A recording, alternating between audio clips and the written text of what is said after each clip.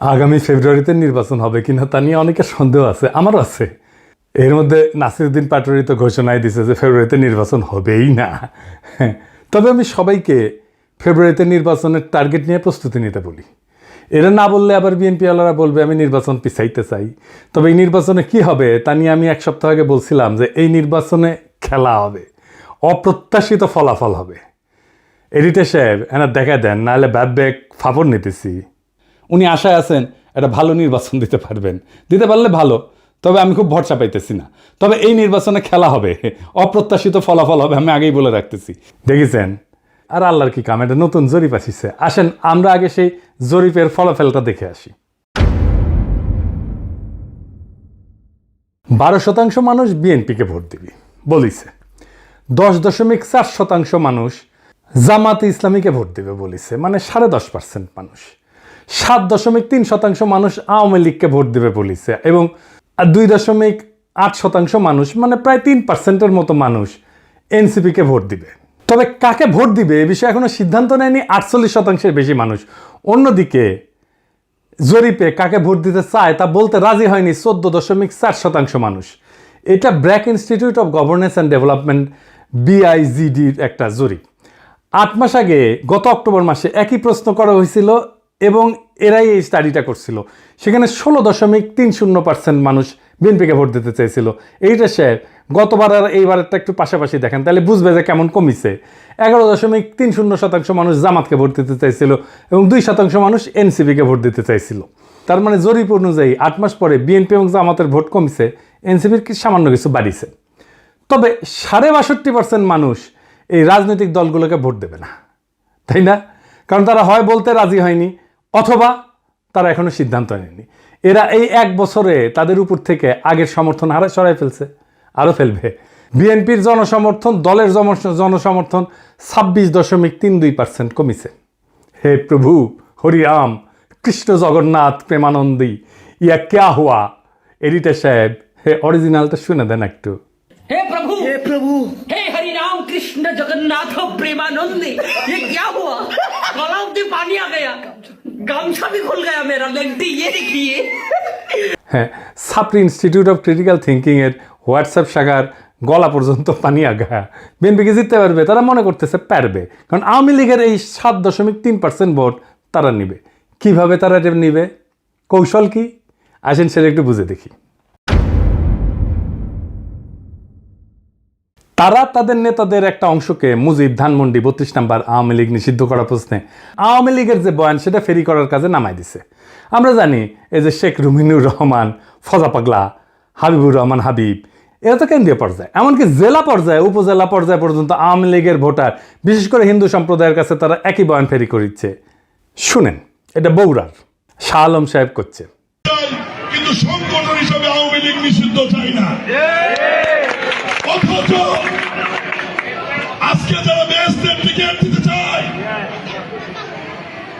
জামাতের মধ্যে একটি নতুন সংগঠন করেছে হিন্দু জামাত, এটা কখনো সম্ভব?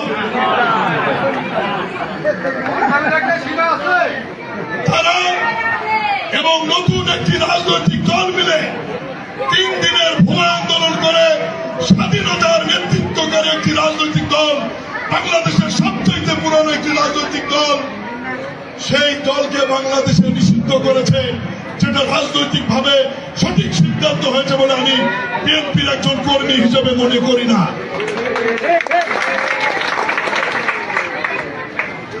এই বাংলাদেশের ইতিহাস লিখতে গেলে মহান স্বাধীনতার ঘোষক শহীদ রাষ্ট্রপতি জিয়াউর রহমানের নাম লিখতে হবে। এই বাংলাদেশের স্বাধীনতার ইতিহাস রচনা করতে গেলে মুক্তিযুদ্ধের নেতৃত্বকারী দল আওয়ামী লীগের তৎকালীন সভাপতি শেখ মুজিবুর রহমানকে অস্বীকার করা যাবে না। এই 2 নেতাকে অস্বীকার করে নতুন বাংলাদেশ বিনির্মাণের কথা বলে, তো তাতে হয়তো এই 7%-এর 4-5% ভোট পাইতেও পারে, কিন্তু এটা পাইতে গিয়া আরো 8-10% নিজস্ব ভোট সে হারাবে।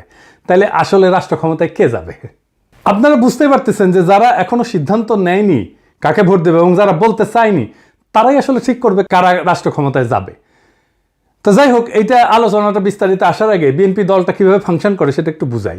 তাইলে এই যে কেন এই রুমিনুর রহমানরা এই কাজ করে এটা বুঝতে পারবেন, এবং কিভাবে তারেক রহমানের নিরঙ্কুশ নিয়ন্ত্রণ নিশ্চিত হয় দলের মধ্যে এটা বুঝতে পারবেন। আর এই পদ্ধতিটা বিএনপির সবচেয়ে বড় দুর্বলতা। আমি এটা বিএনপির সাথে কাজ করতে করতে গিয়ে আবিষ্কার করেছি। আসেন দেখি এটা কেমন।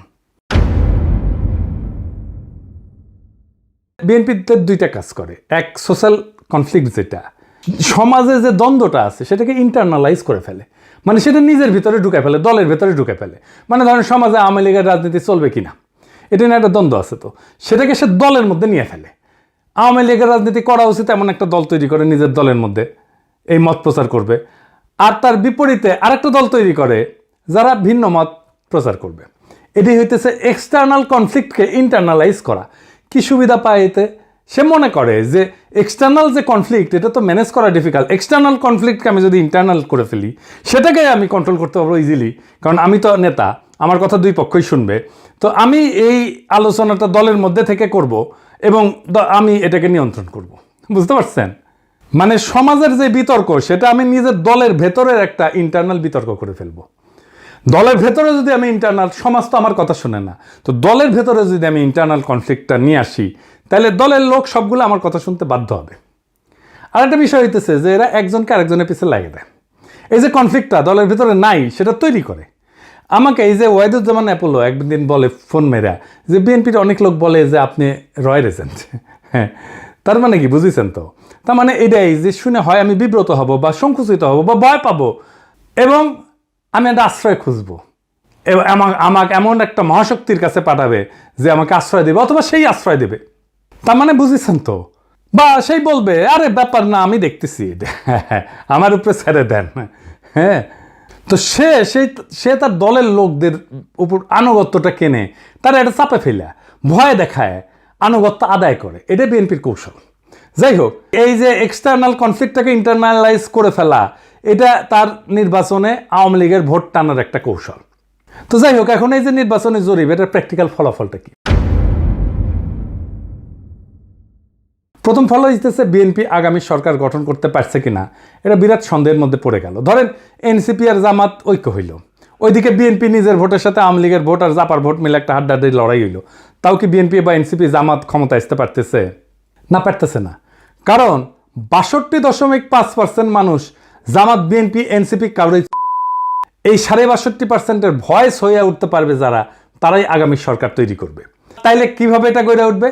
বাংলাদেশ একটা রাজনৈতিক ফ্রন্ট গড়ে উঠবে। প্রকৃতি শূন্যতা পছন্দ করে না।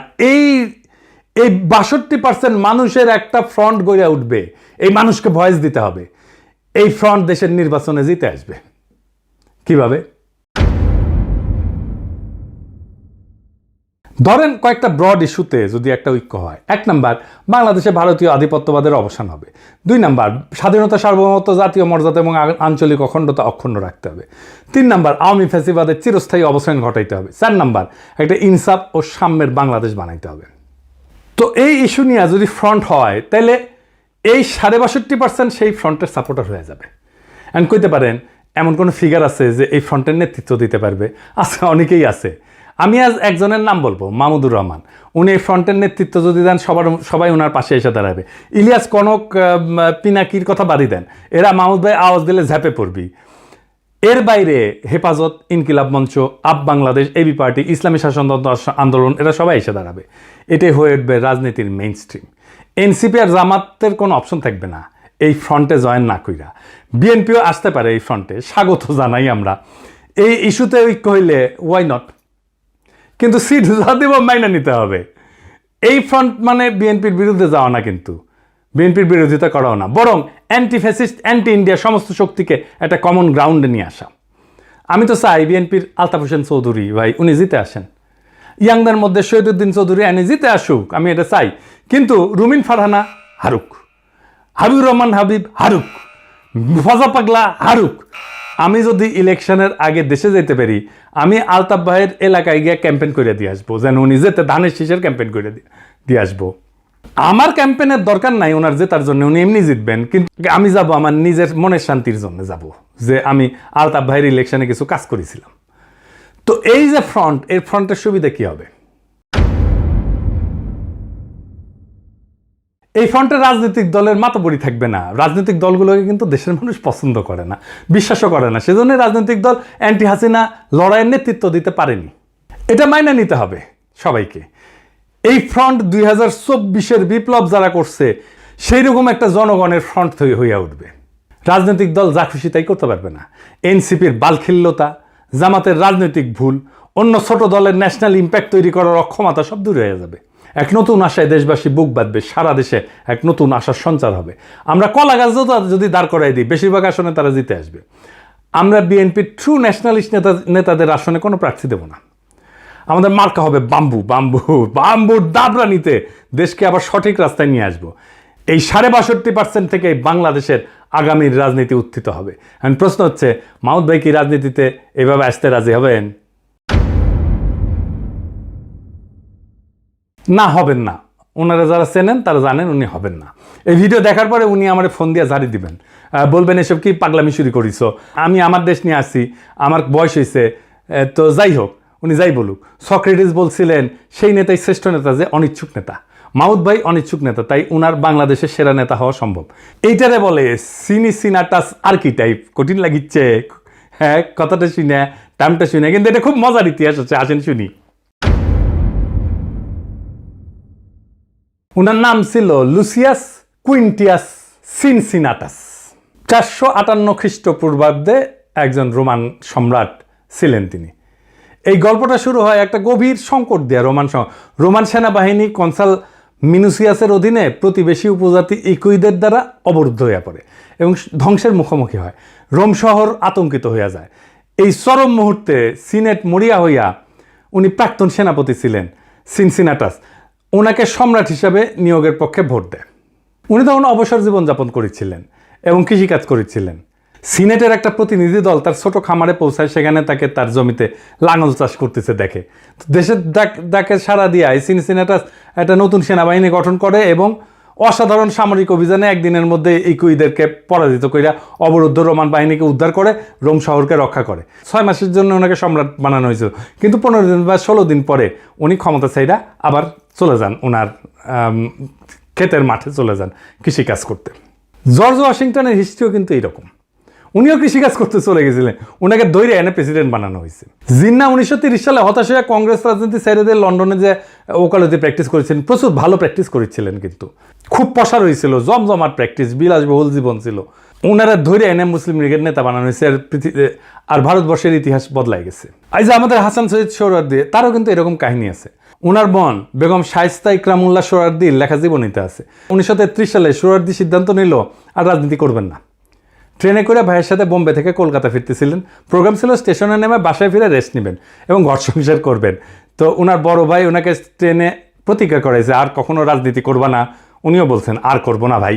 তো যাই হোক, হাওড়া স্টেশনে নামার সাথে হাজার হাজার মানুষ ওনাকে ঘিরে ধরে আল্লাহু আকবর, সোহরাওয়ার্দী জিন্দাবাদ স্লোগান দেওয়া শুরু করে। ওনার মাথায় নিয়ে মিছিল করা শুরু করে। কাম শেষ, উনি রাজনীতিতে স্থায়ী হয়ে যান। ইতিহাস বদলে যায়। আমার উপরে ছাইরা দেন, দেশের মানুষ যদি তৈরি থাকে তাহলে মাহমুদ ভাই আসবেন এই দায়িত্ব পালন করতে। আর কারা থাকবেন না আমার কইলাম না, কইলে এখনই লাভ দিয়ে উঠবেন। আমি বলছিলাম অপ্রত্যাশিত ঘটনা ঘটবে, সেই ঘটনার জন্য তৈরি হন, আমরা ইতিহাস সৃষ্টি করব অচিরেই। বাংলাদেশের রাজনীতি এখন এক সন্ধিক্ষণে দাঁড়ায় আছে। 62% মানুষের নীরবতা, এটাই আসল শক্তি, এটাই আগামী সিদ্ধান্ত গ্রহণকারী হাত। তারা কারো অন্ধ অনুসারী না, বরং তারা খুঁজতেছে এমন একটা প্ল্যাটফর্ম যেখানে থাকবে আত্মমর্যাদা, সার্বভৌমত্ব, ইনসাফ আর সাম্যের নিশ্চয়তা। ইতিহাসে আমরা বারবার দেখছি, যখন জাতি প্রস্তুত তখন নেতার আগমন অনিবার্য হয়ে যায়। সিনসিনাটাসের মতো, জর্জ ওয়াশিংটনের মতো, জিন্নার মতো, সোহরাওয়ার্দীর মতো। সেই নেতা হয়তো এখনো মাঠে নাই, কিন্তু মুহূর্ত আসলেই ইতিহাসের পাতা থেকে উঠে আসবেন তিনি। আমাদের করণীয় একটাই, নিজেদের প্রস্তুত করা, মানুষের মনে আশার শিখা জ্বালায় রাখা এবং সেই 62% মানুষকে এক কণ্ঠে, এক পতাকার নিচে, এক স্বপ্নে ঐক্যবদ্ধ করা। এটাই হবে বাংলাদেশের নতুন ভোর, নতুন সূর্যোদয়। এটাই হবে সেই মুহূর্ত যখন আমরা ইতিহাসের বইয়ে নিজেদের নাম লিখব, শুধু দর্শক হিসাবে না, বরং সক্রিয় অংশগ্রহণকারী হিসাবে, রাজনৈতিক এজেন্সি হিসাবে, রাজনৈতিক শক্তি হিসাবে। তৈরি হন, সময় আসছে আবারও 2024-এর মতো। ইতিহাস ডাক দিচ্ছে নতুন ইতিহাস লেখার। সেই ইতিহাস আমরা লিখব একসাথে। ইনকিলাব জিন্দাবাদ।